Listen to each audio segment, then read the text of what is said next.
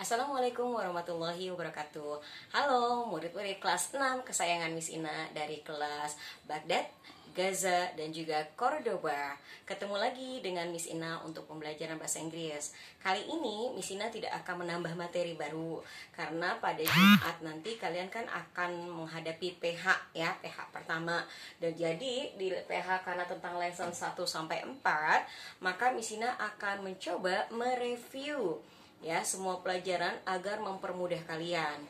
Jadi mohon didengarkan dengan baik-baik sampai video ini selesai agar mendapat ridha Allah. Yuk sama-sama kita membaca basmalah bersama-sama. Bismillahirrahmanirrahim. Dengarkan penjelasan di sini ya, ini hanya review ya. Pertama, di lesson 1 dan 4 kita belajar tentang future tense atau tentang future express ya.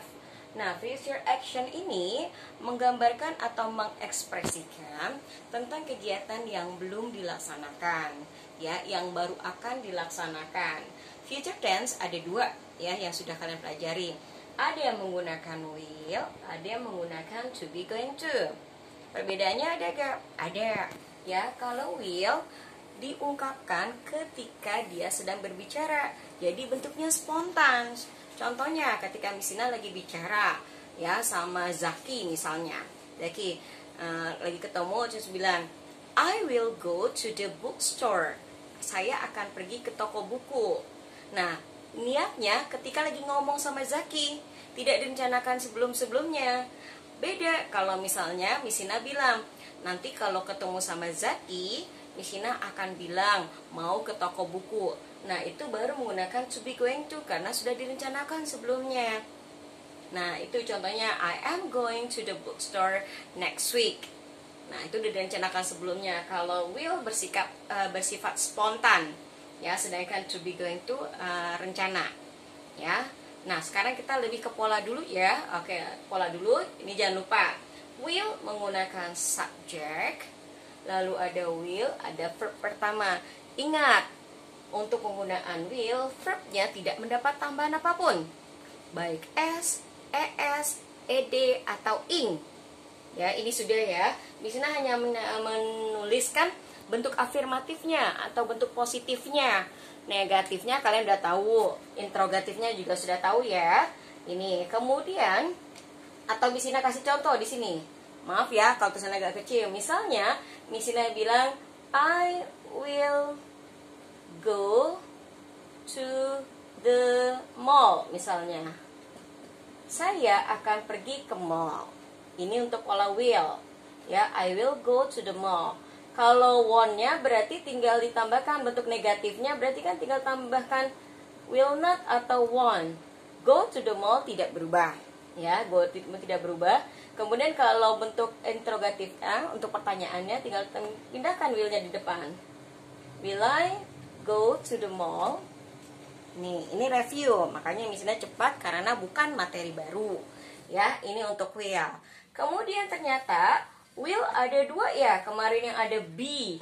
Miss ya kalau ada pakai be-nya. Nah, jika satu kalimat dalam future tense yang tidak terdapat verb, ya, bisa terdapat adjektif atau keterangan tempat, maka dia butuh be.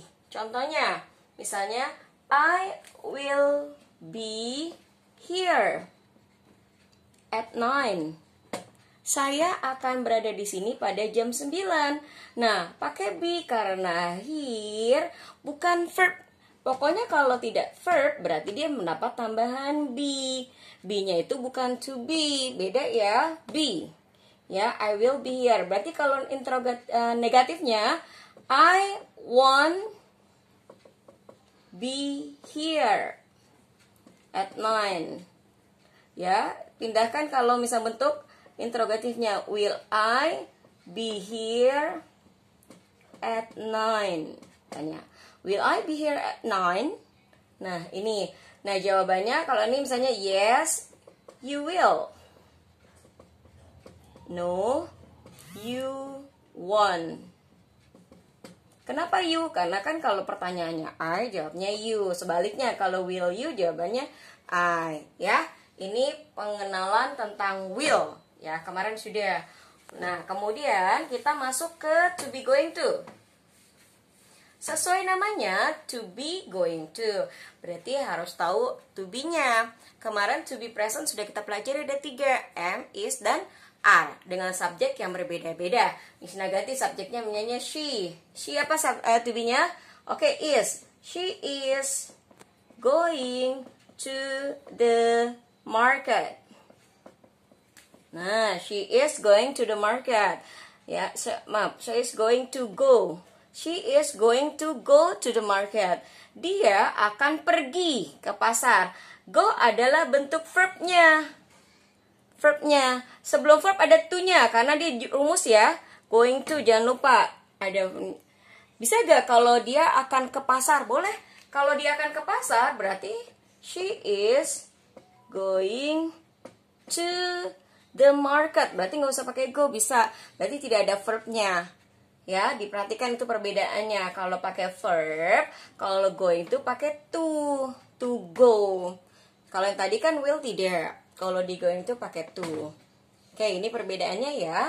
Kalau negatifnya gampang, tinggal tambahkan not setelah to be. Kalau interrogatifnya pindahkan to be-nya di depan. Nah, itu. Kemudian PLBJ-nya di lesson 1 sampai 4 ada materinya ada 4. Ya, 1 tentang pengenalan lagu ondel-ondel yang bisa kalian simak di buku kalian.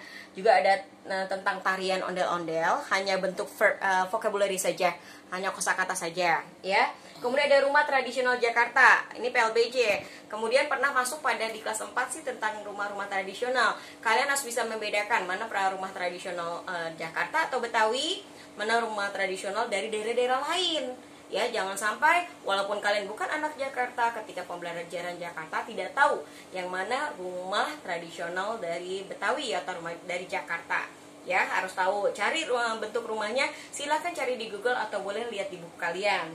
Kemudian tentang palang pintu. Palang pintu kemarin kalian sudah belajar cara membaca. Bagus sekali, ada beberapa yang bahkan sudah sangat bagus cara bacanya. Kalaupun ada yang belum, nanti akan seiring latihan. Nanti ada beberapa latihan yang minta kalian membaca.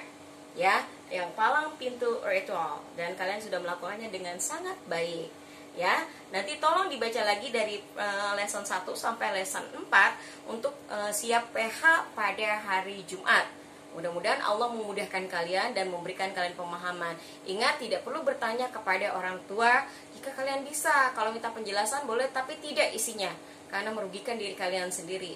Nah, nanti besok ujiannya itu Misina batasi di Google Form-nya hanya 1 kali pengerjaan. Ya, jadi berhati-hati, tidak sembarangan. Kalau selama ini ketika latihan bisa lebih dari sekali pengerjaannya, kalau nanti Misina akan atur hanya 1 kali. Ya, 1 kali dan dibuka hanya pada jam-jam tertentu. Nanti selebihnya akan Misina kunci. Ya, mudah-mudahan kalian paham ya. Cukup sampai sini dulu. Jangan lupa, kemarin terima kasih ya buat yang sudah like, subscribe, dan komen di video penjelasan pembelajaran bahasa Inggris oleh Miss Ina.